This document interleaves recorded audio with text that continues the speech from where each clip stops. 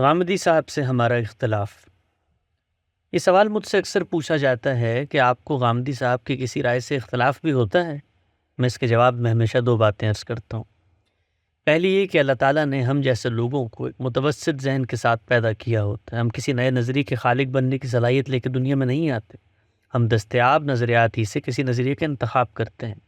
اس انتخاب کے دوران میں ہم سوال بھی قائم کرتے ہیں، اعتراضات بھی اٹھاتے ہیں، متردد بھی ہوتے ہیں، اختلاف بھی کرتے ہیں، مگر اس سارا عمل فہم کے دائرے سے متعلق ہوتا ہے۔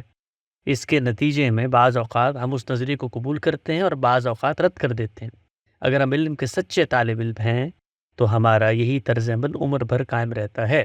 میں نے جب اپنی علمی زندگی کا آغاز کیا تو روایتی تعبیر دین کی بہت سی باتوں پر تردد پیدا ہوا۔ کئی سوالات مرتب ہوئے، ان کے جوابات روایتی تعبیر کے اعلیٰ دماغوں کی جانب سے بھی سامنے آئے اور غامدی صاحب کی فکر کی جانب سے بھی۔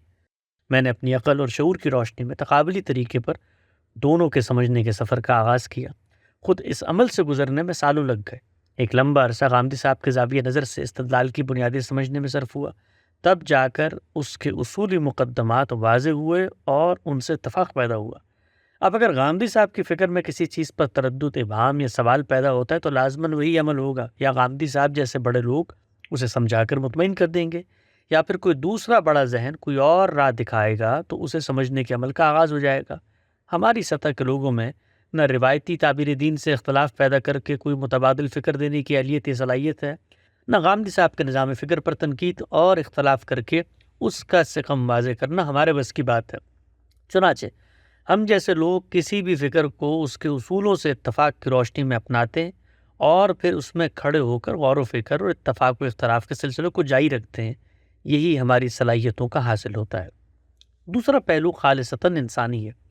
اس نظر سے دیکھیں تو روزانہ غامدی صاحب کی بھی کئی باتیں ابتدا میں ایسے ہی سمجھ میں نہیں آتی جیسے روایتی تعبیر دین کی نہیں آتی تھیں یا آتی ہیں۔ چنانچہ وقتی نوعیت کا عدم اتفاق کے یہ الجھن پیدا ہو جاتی ہے۔ اس پر شب و روز بحثیں ہوتی ہیں، پیشکش کی بہتری کے لیے ذہن میں کی تجاویز آتی ہیں۔ اس عمل کو کسی فکر سے اختلاف کے بجائے اصولوں کے اطلاق کی مشق اور کسی بڑے فکر میں تعمق پیدا کرنے کا سفر قرار دینا چاہیے۔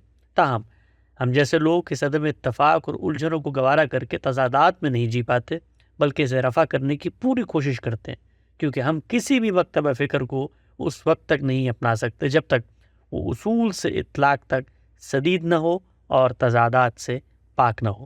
یہ معاملہ الحمدللہ صبح آنکھ کھلنے سے لے کر رات سونے تک جاری رہتا ہے۔ غامدی صاحب سے اس نوعیت کے استفادے کا تعلق کم و بیش 15 سال پہلے شروع ہوا اور ہنوز جاری ہے۔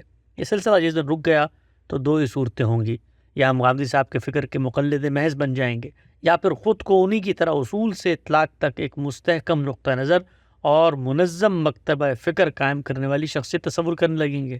دعا ہے کہ اللہ تعالی ہمیں ان دونوں درجات سے محفوظ رکھے، اس لیے کہ پہلی صورت کا انجام عصبیت و فرقہ بندی ہے جو سراسر فساد ہے، اور دوسری صورت کا نتیجہ بلا استعداد مجتہد بننا ہے جو سراسر جہالت ہے۔